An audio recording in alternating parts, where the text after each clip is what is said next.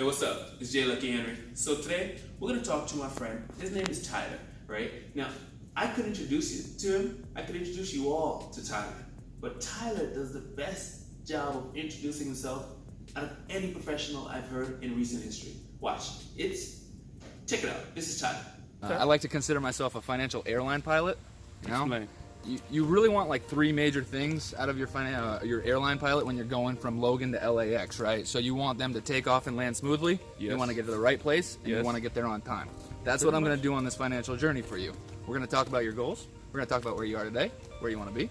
We're going to make sure to get the right place, and we're going to get there smoothly and on time. Nice. So every situation is different, but I can assure you when you walk up to Logan, if there's a plane with a no pilot and a plane with a pilot, which one are you going to get on? Definitely the one with a pilot. So, You see what I mean? Now, tell me that analogy wasn't spot on. Like, that was incredible. I was like, where's he going with this? Wow, I get it. So, now you know who Tyler is. You already know what Tyler does. He's told it to you 3 times. We're going to go in. We're going to talk a little bit about how Tyler can help, what exactly he does more intimately, the details of it, and just check this video out. It's going to be awesome.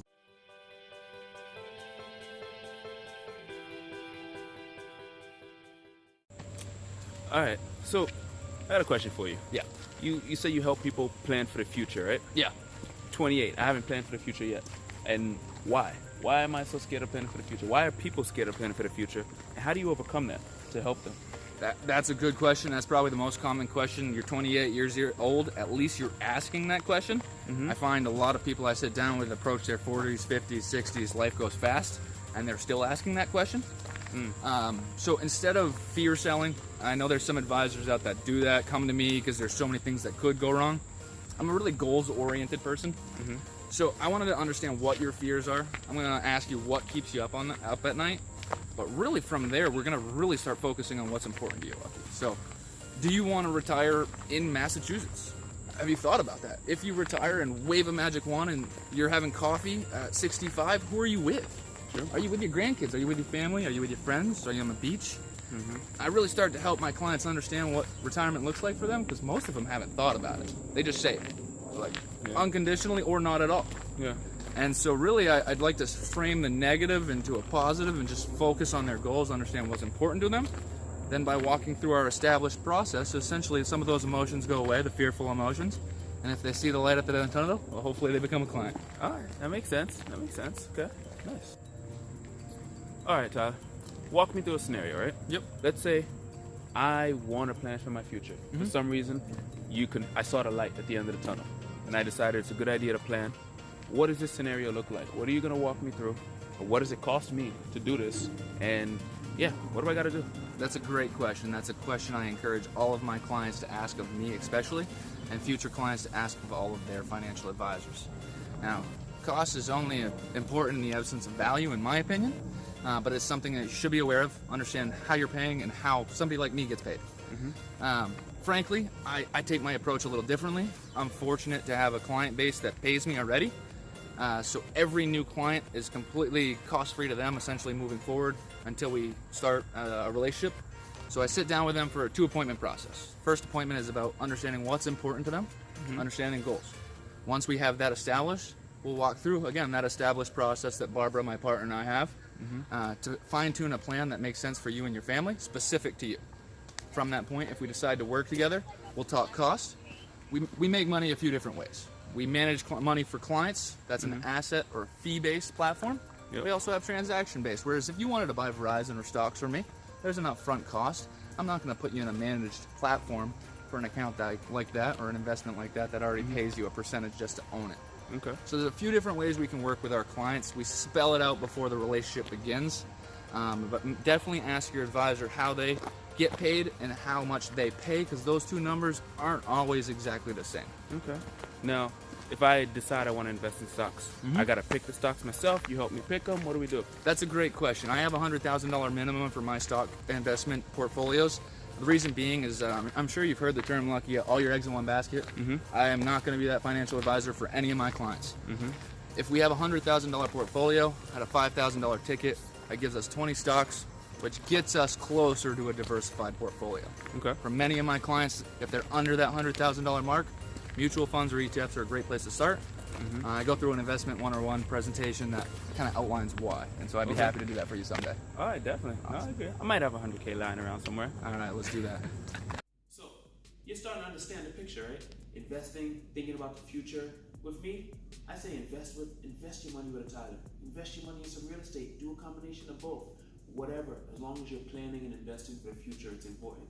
But for the future of this channel, I had to stop the video for a second to ask and remind you, if you haven't yet, to like this video. If you haven't yet, subscribe to the channel. And if you have questions, comment below. If you have comments, comment below. If you have any feedback, comment below. And if you don't have them yet, you can wait till the end of the video and then let us know. So now, without further ado, I'm not going to make him introduce himself again, but let's go back to Tyler and see what else he's got to say. Let's say I wasn't me, right? Yeah. And I didn't have 100K lying around. Fair enough. Right? How could we work together? What could we do then? Absolutely. So essentially, I have two criteria if you want to be a client of mine, and if I, frankly, want to be your financial advisor. So you have to be a good person. We have to be the right fit. I think that's more important than anything else. 100% agree. I'm going to call you at least once a year. Like, that's a minimum. We're probably going to talk upwards to 12 times a year, depending on the size client you are. Okay. You're going to want to talk to me. I'm going to want to talk to you. There's the fit. If you can see that happening, I can see that happening. We cross that bridge. We're on to the next step. Number two is you need to value advice. I worked with a lot of do-it-yourselfers in the past, and that's tough. I like to think of myself as the expert. I'm sure you do too, Lucky, in your field. Exactly. I like to work with clients at any dollar amount. Doesn't have to be the $100,000 level. If you value advice and you appreciate what I'm telling you from the other side of the table, we could be a good fit. That makes sense. As long as I can help you. So, you saw a billboard that says what now? So, I don't even remember who it was. It was a competitor of ours, but I loved it. It was like we spend more time looking at billboards than planning for retirement, and I think it's so true. Wow. Most clients, if they're stuck on cost or they're stuck on working with somebody, an analogy I like to use, depending on what they're wearing, if they're wearing a coat or a suit like this, Lucky, say, you're a smart person, aren't you, Lucky? Most people like to agree, right? Yeah, right? So, you're capable of making that suit if you put in enough hours, right? You find a book, you buy a book, you read the book, you buy the material, you lay it out, you mess up a few times. By the end of it, you'd figure it out, right? But your time is spent more valuably as a realtor. And your time is spent going to Men's Warehouse or Joseph A. Banks and picking a suit off the rack, right? It just or custom. I'm a fancy guy. I love that. I love it. I love it. But right, I mean, we're bright individuals. I hold in the United States, like people from the United States or humans as a race, just we're smart, right? We have ambitions. We've built so much. True. Like we can do so many things. Just be good at what you're good at. I'd like to think this is what I'm good at. And my clients seem to lean on me for that. I tell them, I was like, do what you're good at. Be with your family. Build your business. Yep. Be a good friend, family member, loved one. Like, focus on that. Let me do this. Let me do this. It makes sense. I get it. It makes sense. And then do you find that like people, I also find people often are gonna ask, like, hey, I could do this myself. Or the reason I find often is people think that no one cares about them as much as they're gonna care about themselves. So how do you express that to your clients? Because I met you and I can sense that, right? But how do you get that message out to your clients that you care about their well-being and their success and their financial future as much as they do? That's a great question, Lucky, and that's tough. I think that's one of the tougher things is just building that know, like, trust, the credibility. And sometimes it doesn't happen quickly. I know I've worked with potential clients for 12, 18 months until they felt the right fit. What my clients are telling me is they love the service. I've gone car shopping with old ladies. I'm not going to pick the car for you, but unfortunately I work with some widows and people that have lost loved ones and people that have never dealt with their finances ever in their lives. Wow. So you actually went I've and was gone, there to go car shopping with and them? again, I'm not going to help you pick out the car, but I'm going to make sure you get an okay deal. That's just a small level of what I try to do. You have me in Woburn, Mass. I'm not in a big building in Boston. Not to say that's bad, it's just different. I like the personal approach. And once you see that and see that value, I think that's what overcomes the, I can do this better myself. Exactly. I 100% agree. I mean, I was working with a lady who, she just got divorced, and her father just passed away, and she was looking for a new apartment. And she was like, the biggest headache she had actually was actually just packing up and moving. And I was like, you 100% don't have to worry about that. I'll be there with you. That's a cute little doggy. It was a Right? cute little puppy. I'll be there with you, and I'll pack those boxes because it's like, I care. Like, and a rental is not even a big commission. It's not, because it's not about that. It's about The level of care. service Exactly. goes so far. And It's about people. Like, taking care of people. You take care of people, we're taking care of our job for taking care of people. that's exactly what I do, and I think that's what you do, and that's why we get along so well. Yeah, makes sense. So, someone decides they're going to take control of planning for their financial future, right? And they decide that you are the best person to reach out to. Okay. What do they do next? Well, first, I'd applaud them for just taking that first step. Whether you're 25 or 55, you got to take the first step eventually. It happens. Everyone gets to retirement, good, bad, or ugly, God willing. So really, let's just have coffee or have a conversation about your goals. Very informal. You're never going to get a hard sell. Let's just chat, say hello. My office number is 781-935-0787. Like, Woburn, Massachusetts, call me. Pretty personal. I'll grab you a coffee. I thought you said pretty person. I was like, wow, he said pretty person.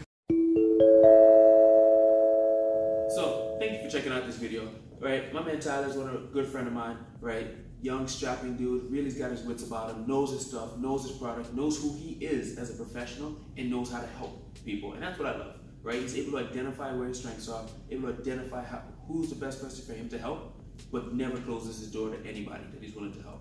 So, similar business models. I love it. Cool friend of mine. You'll see us out networking in the Woburn, Boston area, right? We love to go to young professional meetups, business chamber events, things like that. This video is over, right? Tyler said what he had to say. I'm just here reminding you, if you haven't yet, subscribe to the channel, like the video, comment, share it with a friend. Plan for the future. I'm planning for the future of this channel because we're going to be the biggest channel on YouTube with real estate educational content, guarantee it. 500 videos by 2019, August 1st, guaranteed. I like to use the analogy because I'm a golfer. My golfing clients, what do I do for them financially? Consider me your caddy, right? I'm not going to hit the ball for you, but I'm going to tell you what club to bring out of the bag. I'm going to make sure you play it safe and we play to win, right? Most golfers know if you're shooting for that big shot, you're going to find yourself in the woods. We're going to play strategically, we're going to play smart, and we're going to use all 13 clubs in the bag. I like it. I get it.